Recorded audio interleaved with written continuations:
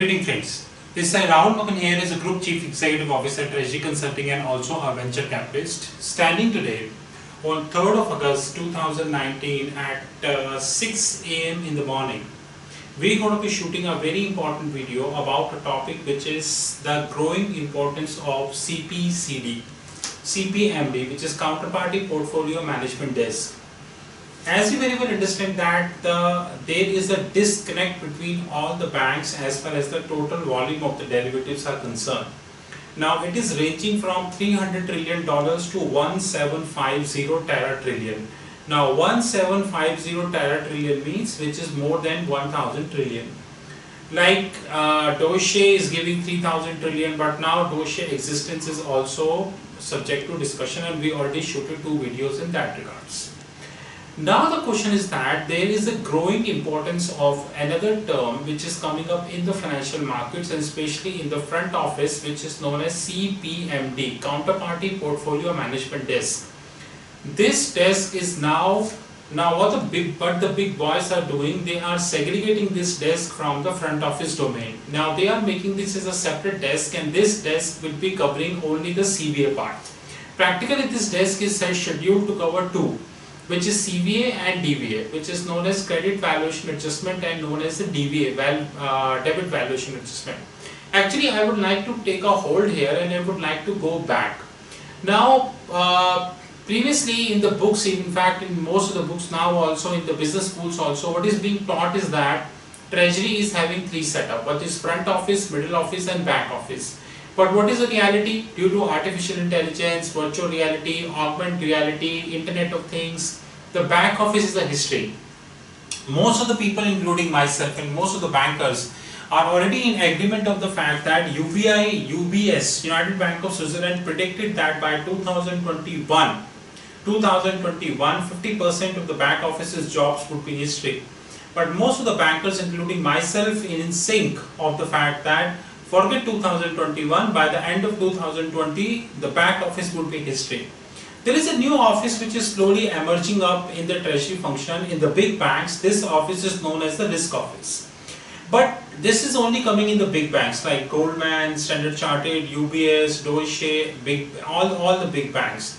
The job of a risk office is actually a little bit aligned with the middle office. So as we know that there are 17 different regulatories which are either on the cards or they are supposed to be adhered. Example, GDPR, Global Data Prevention Regulators, MAD, your MAR, your FRTB, Fundamental Review of the Trading Book, your SFTR, Security Financing Transaction Regulation, and the list is MS 610, Risk Aggregation and Statistics Reporting. The list is very long. Now the question is that the job of the middle office is also changing, because middle office used to be assumed as an office who will take care of the regulatory reporting, but that is no longer holding true, because middle office is also need to take care of the potential P&L impact of this regulatory on the bank. I repeat, middle office is supposed to be adhered to the potential regulatory impact of these regulatory on the P&L of the bank. So banks have started creating a new office which is known as a risk office.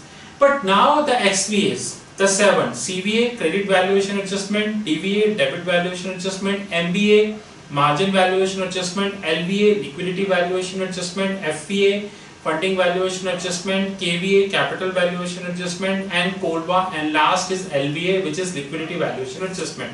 I think it is AVA, additional valuation adjustment. Now these all XVs are coming in today, which is 3rd August. Practically in the morning we got a news that the 3 biggies, which is DBS, UOB and OCBC, they all need to be adhered to these XVs, and they are little precautious as far as the implications of CVA is concerned. Now this department, which is CPMD, Counterparty Portfolio Management Desk, will directly report to the front office, and the front office will report to the CE, to the audit committee, basically to the ALCO, which is Asset and Liability Committee, and Asset and Liability Committee report to the bank. This is how it works. The purpose of shooting this video is to let you know that in the next 1 and 2 years there would be potential consultancy as well as job opportunity that will come in the banking domain, the people, those who are experts of experience.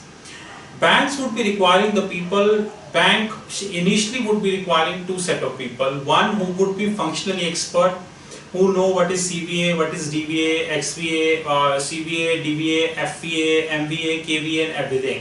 They should know how to check this on Reuters, Bloomberg and everything. Alternatively, bank would be needing the people, those who can code that, basically the RegTech applications of that.